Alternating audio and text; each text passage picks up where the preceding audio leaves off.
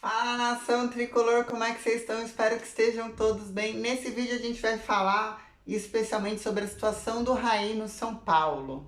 Raí que já passou só nesse mês quantos atestados de não sei o que estou fazendo, não tenho comprometimento nenhum com o meu próprio planejamento de futebol. Quer dizer, eu tive uma ideia de planejamento de futebol, aí eu fui montando ela, no meio do caminho eu fui desfazendo ela inteira, aí eu tive um outro planejamento para uma nova temporada, aí eu comecei mal bem, aí depois eu desmontei ela inteira e estamos aí pela terceira vez, olha como que o tempo passa. Ele que assumiu em dezembro de 2017, depois do Vinícius Pinotti, e aí já tem aquela discussão, a temporada de 2018 era do Vinícius Pinotti ou era dele, os erros, por exemplo, da contratação do goleiro do Jean, vem do Vinícius Pinotti ou vem do Raí, ou ele só deu continuidade, enfim, é um pouquinho do que eu quero trazer nesse vídeo.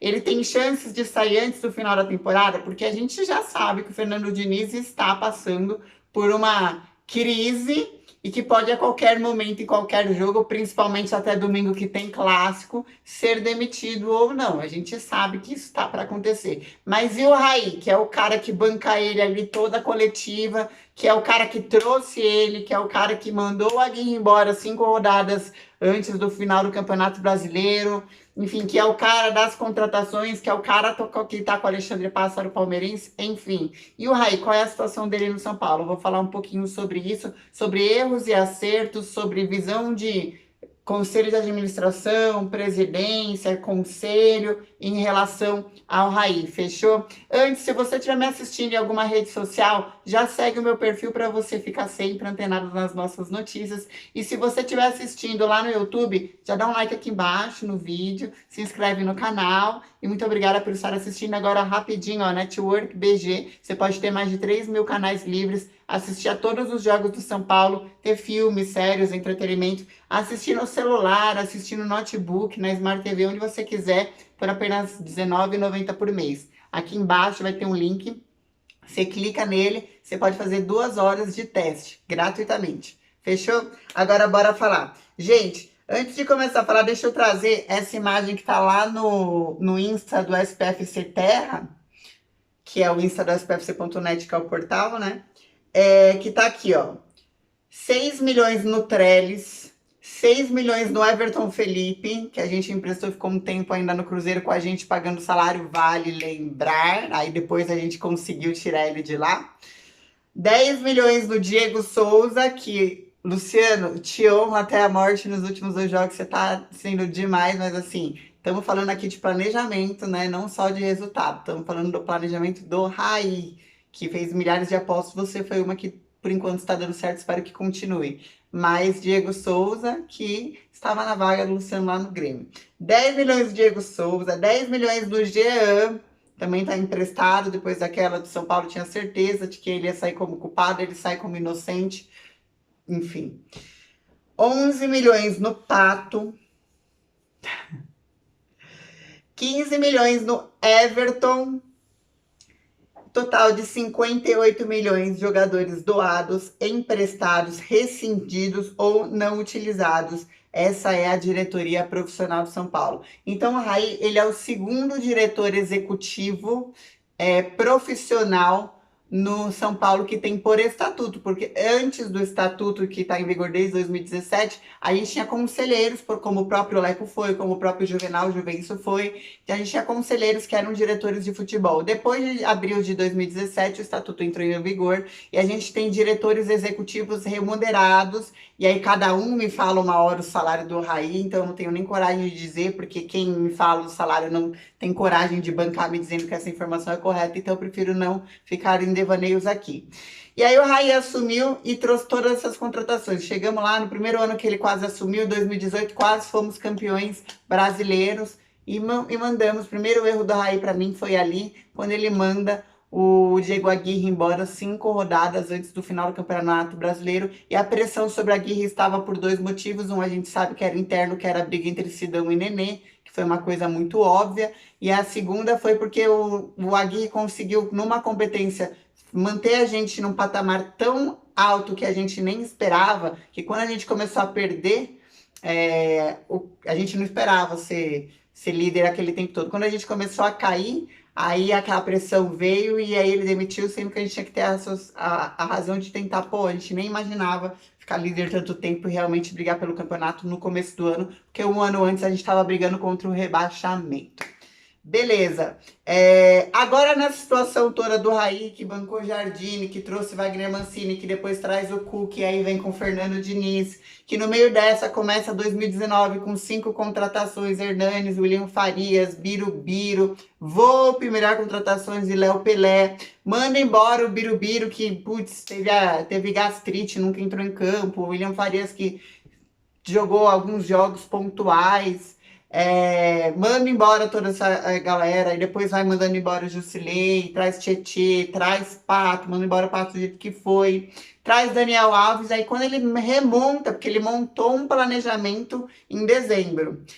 Em abril do mesmo ano, do ano seguinte, né, da mesma temporada, ele monta outro planejamento, que daí ele traz o Pato, o Tietê, o Daniel Alves, o Juanfran e faz aquela festa no Morumbi dizendo: o São Paulo está elevando seu patamar, vamos trazer o São Paulo de volta. E aí todos nós ficamos, meu, ninguém segura esse bebê. Se não fosse o Flamengo de Jorge Jesus, a gente ia falar, meu, esse é o São Paulo, quero ver, entreguem as taças. A gente tava assim, não tava.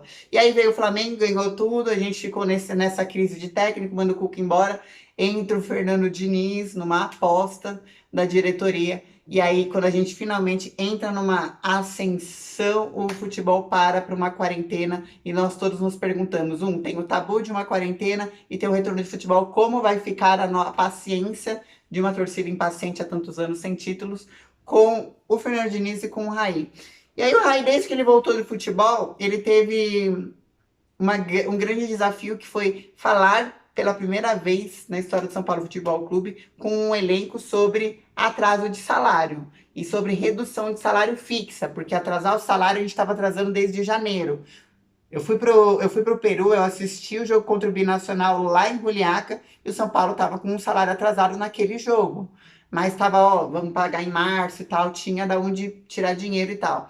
Quando chegou a quarentena, muitos jogadores ficaram sem receber e outros receberam só parcialmente, uma parcela do salário. Então ele teve esse desafio que nenhum diretor de futebol antes na história teve aqui no São Paulo, de falar com todo o elenco e falar: olha, tô reduzindo o valor porque eu não tenho da onde tirar dinheiro, mas por favor entenda que essa é a situação. E muitos jogadores abraçaram, outros jogadores não.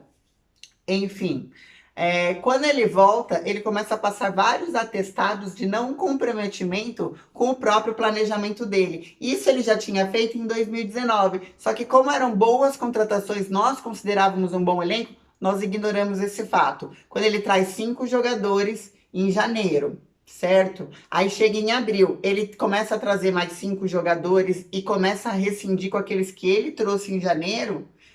Ele já tá mostrando que não tinha planejamento. E aí ele mantém jogadores que a gente não usava nunca, tipo o Jusilei ficou um tempão, o próprio Anderson Martins até perder espaço, o Trellis tá aí de volta, o Everton Felipe ficou nesse vai e volta.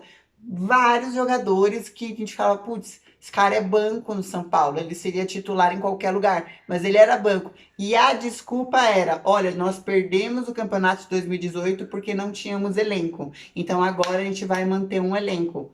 Pô, adorei essa desculpa, desde que imaginava eu que São Paulo conseguiria manter. Só que chegou o conselho de administração e começou a fazer uma pressão no Raí, tipo, ó, ou você fica com os caras que você usa, ou você manda eles embora. Então, assim, da onde vem esse jogo de poderes de quem está errando? Eu acredito que do Raí, que tinha que tomar uma frente com o conselho de administração desde o começo e falar: beleza, vou ficar com os que eu quero. Os que eu quero são esses. Ficava com os mais ferrados, ia lá, parava com a briga do Pato e do Daniel Alves, mas enfim, não foi o que ele fez. Não teve comprometimento em 2019 com o próprio planejamento, mas saiu num patamar mais elevado, a gente perdoou. Foi mantido pelos próprios jogadores em novembro do ano passado, quando estavam ali: vai classificar para Libertadores? Não vai. E aí a gente classificou e o próprio elenco falou: esse é o nosso dirigente de futebol, porque o Leco queria colocar um conselheiro, que é o Carlos Belmonte, como diretor de futebol em novembro do ano passado. Não deu porque o elenco segurou o Raí e tal, e aí o Leco renovou por mais um ano. Estamos aí há 4 meses das eleições presidenciais. E assim, A situação é de que o Raí deve manter até dezembro. E para você imaginar um Raí caindo, tipo, teria que ser uma coisa, tipo, eliminado da Libertadores na primeira fase, do Copa do Brasil no primeiro mata-mata e quase caindo do Brasileirão, cometendo mais erros do que já estamos vendo aí. Seria essa a única maneira da gente imaginar um quadro possível do Raí, porque como eles pensam? Bom, estamos no final de uma temporada que veio pelo meio. Tirar o Raí agora é deixar o barco mais à deriva do que ele já está. Então o Raí está perdido, mas imagine sem ele. É assim que pensam as cadeiras mais elevadas, os principais responsáveis por essa crise. É assim que eles pensam. E eles pensam também quem queria entrar agora no lugar dele, se ia ter que deixar o Chapecó, por exemplo, que é o conselheiro que está lá como representante do conselho na diretoria de futebol, e seria ele que iria tocar o barco adiante. E você teria que enfrentar uma crise por ser um ídolo do São Paulo. Ele poderia sair falando mais ou menos como o Rogério Ceni: eu não volto enquanto o Leco tiver, ou enquanto tiver essa gestão de pessoas que já trabalharam com o Leco, etc. Então, para não ter uma crise maior, vamos manter o que nós temos na mão. E se o que nós temos na mão bancar o Diniz, a gente mantém isso para não piorar uma crise. Então, esse é o lado do São Paulo aqui, tipo, deixa isso, é o tapa-buraco, sabe? É como se fosse aquele muro que vai levar a porrada na frente deles. E vamos manter isso porque a gente só precisa de 4 meses dele lá. Nenhum dos candidatos oficiais, lembrando que qualquer um pode ser candidato, tá aberto ainda, pode aparecer ainda outros candidatos a presidente, mas nenhum dos candidatos oficiais pensa em manter o Raí. Então o Raí já sabe que para ele acabou em dezembro. O curioso disso tudo é que a temporada realmente acaba em fevereiro, já tem, né? Todo o calendário do ano passado já foi divulgado. Vão ser apenas 5 dias do final dessa temporada para o início da próxima temporada, por causa de toda a confusão que aconteceu aí com o calendário por causa do coronavírus. Mas, então, como que vai ser essa troca? Entra um novo presidente no meio de uma temporada. A gente fez todo um novo estatuto para isso não acontecer, mas ele chega no final de uma temporada, em janeiro, que ele assume em 1º de janeiro, e aí ele tem que escolher o que ele vai fazer, porque se ele mantém o Raí por mais 2 meses para finalizar a temporada que ele já começou, ou se ele tira o Raí e fala: cara, obrigado, mas nesse final de temporada eu acredito em novos nomes e vamos ver no final da temporada, que é bem quando a gente tiver. A gente pode estar lutando lá em cima ou lá embaixo, a gente não sabe, coração, Deus que me proteja, ficar pensando nisso. Mas ainda tem esse BO aí, digamos, de data para resolver. Coloca aí embaixo a sua opinião em relação a tudo que o Raí fez até aqui. Na minha opinião, ele manchou seu nome, manchou sua história. Acredito que o Raí errou muito tentando fazer certo, dos poucos que eu posso dizer lá dentro, mas errou feio tentando fazer certo. E o principal, viu muitas coisas erradas e não foi o Raí que veio como torcedor e falou: não, vamos supor que o Miller estivesse no lugar dele. O Miller ia chegar aqui e ia falar: ô Muricy, tá tudo errado aqui, estão fazendo um monte de banqueata no nome dos jogadores, tá acontecendo um monte de coisa, sabe? Não vou ficar com isso, não vou levar nas coxas para vocês poderem governar. E ele teve aquela postura do melhor comigo do que sem mim, então eu vou ficar e tal. Talvez ele achou que essa fosse a postura mais correta e mais apaixonada, mas eu, no lugar dele, teria entregado o boné há um ano e cairia atirando. Cairia atirando com toda certeza, mas cada um com a sua postura. Por mim, ele manchou e muito o nome dele como profissional no futebol, não como ídolo, como profissional no futebol. Comenta aí embaixo o que vocês entendem por tudo isso. Grande beijo.